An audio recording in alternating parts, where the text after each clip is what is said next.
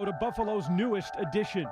This is game-changing for the city. As a Buffalo boy, this is a true dream come true, not only for me, but for the city. Where families will grow and children will find hope.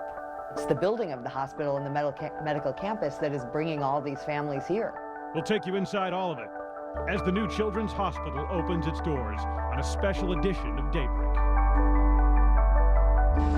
Good morning, everyone. I'm Melissa Holmes here with Anna Benini, and what a big day, not just for Children's Hospital or the medical campus, but for all of Buffalo.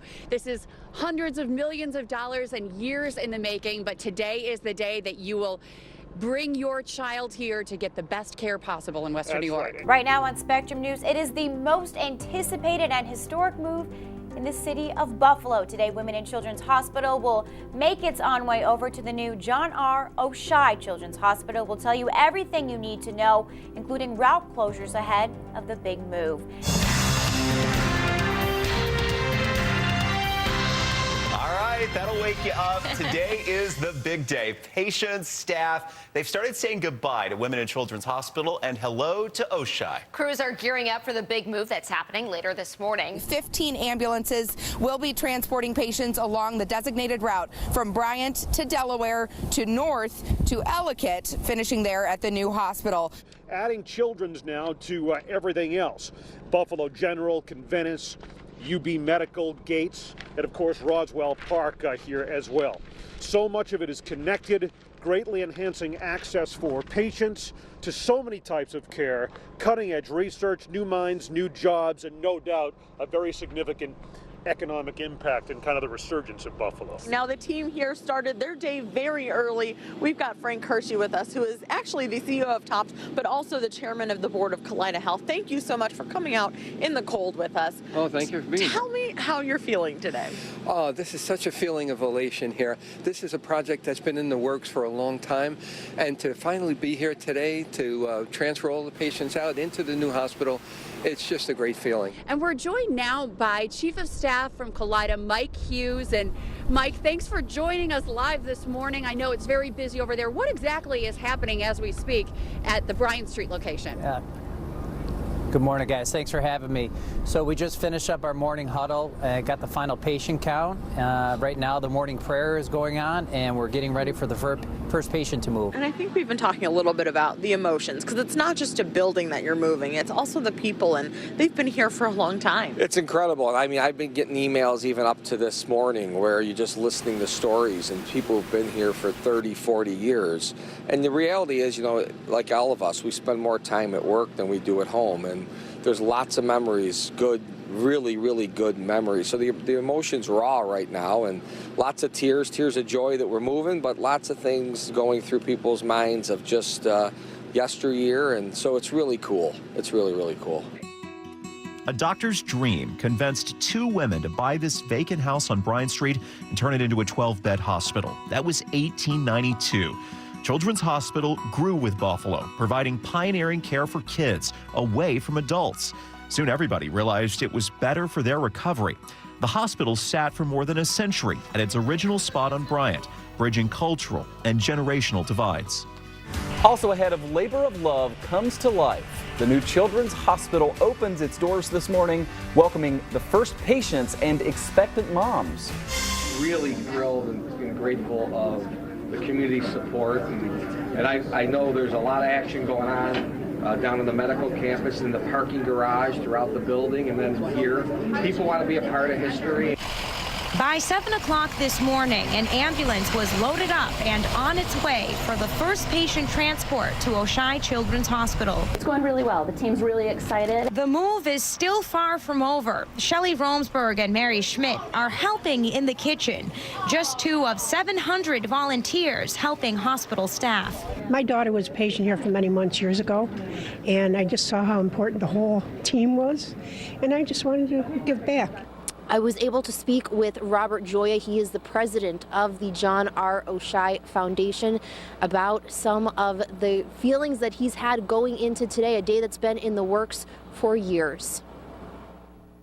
It's extremely gratifying to know that the planning, the effort to make the decision, to make the move, to then do the fundraising in order to accomplish and put the bricks and mortar together.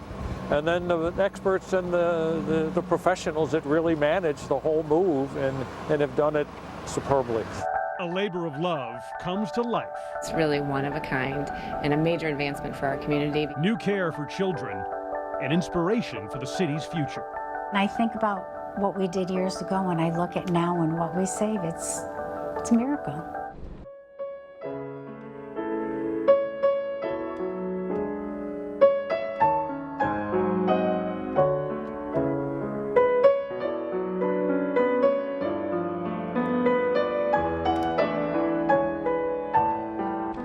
That is a beautiful, soothing rendition of Brahms' Lullaby that was arranged by a Western New Yorker, Krista Seddon. She actually won a competition, and each time a baby is born at the new John R. Oishei Children's Hospital, her rendition of Brahms' Lullaby will be played over the loudspeaker so everyone at the hospital knows that a new life has just entered the world here at Children's. Comfort food. It's a saying for a reason. Food can have the power to make you feel better, maybe even heal. And in a place like the new Oishei Children's Hospital, healing is definitely on the menu. Offer them something fresh and homemade so they don't have to leave the hospital and search out of that. We have it right here. All right, here with Allegra Jaros, President. How are you? Nice to see you. Good to see you as well. It's a beautiful space, but there's a purpose behind it? There is. So right now we're on our 5th floor, which is our parks and leisure floor. This space is specifically designed for our families. So it's not a patient care space. It's not something you would typically see in a hospital setting. It's designed for our families and other children and siblings to come and have respite, to come and spend time in this space. So some of our patient groups, like our Stones Buddies group, when they're out of the hospital, they'll gather here and they'll spend time in a beautiful location like this, bonding with one another, learning about the diseases that their families are facing and spending time together. The Family Resource Center and offices for the Stones Buddies program that for 13 years has helped bring relief and support for chronically ill kids at Children's. It means so much to these families to have a floor that's dedicated just to their support with no doctors, no nurses, no binging of equipment. It's going to be a wonderful place for them where they can just come and relax. Also on the 5th floor is a place to relax and reflect and pray. We're talking about the chapel on the 5th floor. And also in the chapel, you see right now, you see the video of those beautiful stained glass windows. Those are actually coming from the old hospital. There were pieces of the old hospital and history there that the patients and the families and the staff just didn't want to lose. So they very carefully took out those stained glass windows and brought them and installed them here at the new hospital. I think to see the employees and the patients that come in and how happy they are about their new home and just to see the new facility. So happy for the employees for them to get something like this as a once-in-a-lifetime opportunity. Coming to a triumphant end, crews spent nearly 12 hours moving patients and equipment from the old hospital on Bryant Street to the new location on the Buffalo Niagara Medical Campus. The final patient left the Bryant Street Hospital at 5:28 tonight. When the last patient left here on the Bryant Street campus, you could see the emotion, you could see this team, you could see all the employees who were left and all how they felt about that. And it's been real and it's been raw and it's been terrific.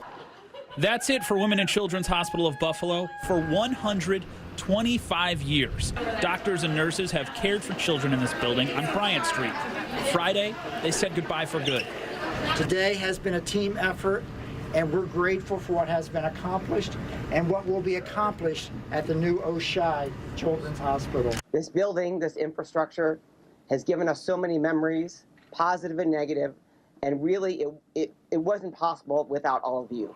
125 children were moved to the new John R. Oishei Children's Hospital a little over a mile away. The biggest challenge?